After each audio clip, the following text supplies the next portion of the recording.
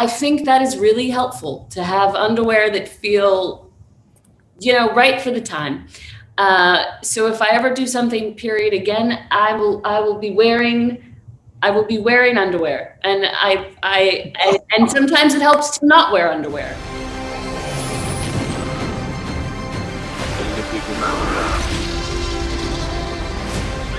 Where we're going, we don't need roads.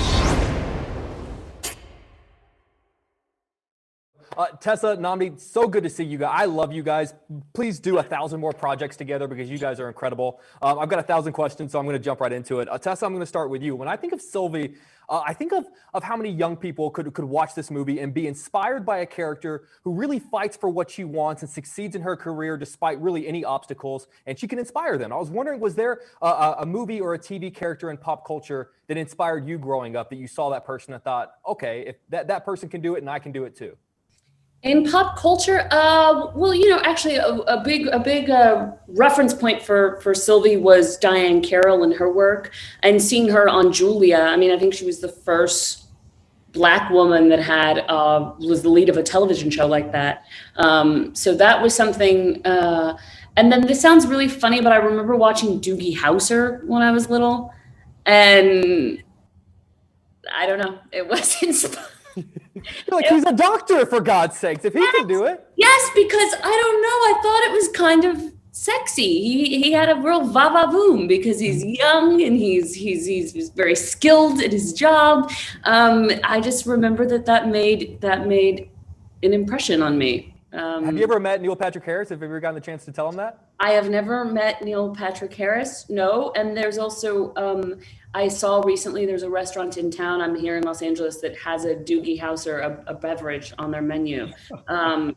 So if you get in touch with Neil Patrick Harris, let him know that he has clearly 2 huge fans here. Will do. I'll let him know if he and I ever run into each other here in Chicago. So much of this movie focuses on that line between personal life and professional life. I was curious, in your world, if you're going to be a professional actor or a professional football player or a professional producer and be successful in that career, what is an aspect of your personal life that tends to take the biggest hit? Or is there one? Do you have to try to find a balance between the two? Oh, yeah. I think you definitely have to try to find a balance. And I guess it depends on where you are in your personal life, what's going on for you. I think if you're married, you have kids, there's definitely a balance that you have to find because you're not going to have the same amount of time. I think one of the benefits of this terrible period that we're in right now is that we are able to be around family much more. It's, I don't know, it's an act of sheer folly to think that you'd be able to have something like this, but it's been great. I love that you found the silver lining, man. I'm right there with you. As silly as it sounds, because I travel and I do the junkets and stuff every weekend, and to not leave my dog for 8 months has been great, and it's completely ruining her and spoiling her, and she's so used to going everywhere I go now. As we wrap up, Tessa, it's really been so amazing. One of the things I love about you as an actress is how easily you melt into and fit perfectly into any time and any place, whether it's sort of the fantasy Marvel world or it's Harlem in the 1950s. I'm curious what elements sort of most help foreign places or time periods feel more real to you. Like what around you kind of really makes you zone in and makes you kind of feel like you're there as an actress? Oh, that's a good question. Music really helps me. Really? How so? Yeah, it's a little just making playlists and getting really into some music. And I didn't realize our really brilliant costume designer Phoenix Mello insisted that I wear period underwear, and I think that is really helpful to have underwear that feel right for the time.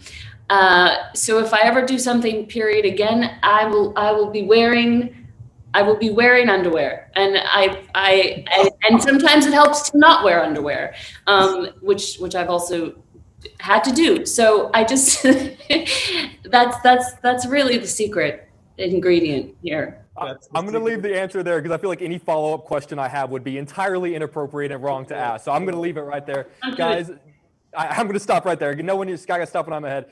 Guys, I love you guys so much. I hope you and your families are doing well. Bless you guys. And hopefully next time we all get to see each other in person. Please do more projects together because you two are amazing. Thanks, Jake. Say hi to your dog. Will do. Good to see you guys.